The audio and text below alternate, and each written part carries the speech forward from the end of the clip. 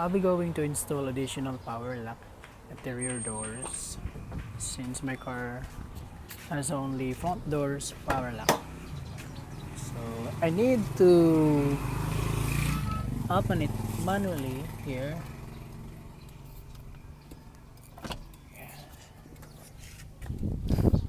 Just to open the rear doors. I'll be going to install additional power locks at the rear doors.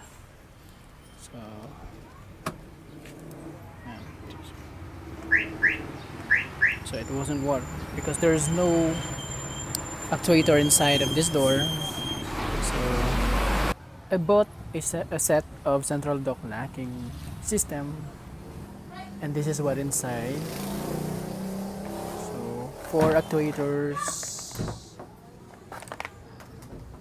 but I'm going to use only 2 actuators for the rear doors. And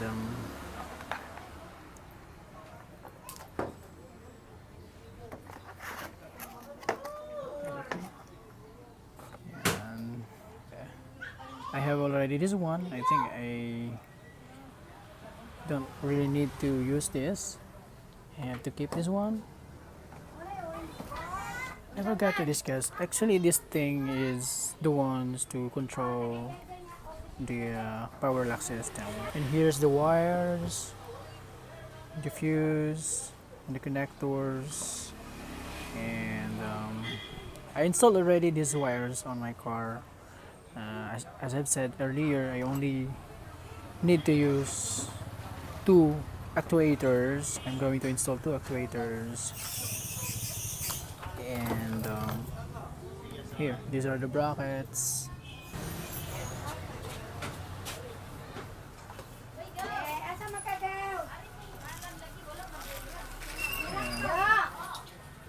And these are the screws. I will be using this one also for the rear hatch. Now we have to remove the door covers using a Phillips screw. Here, this one. And here.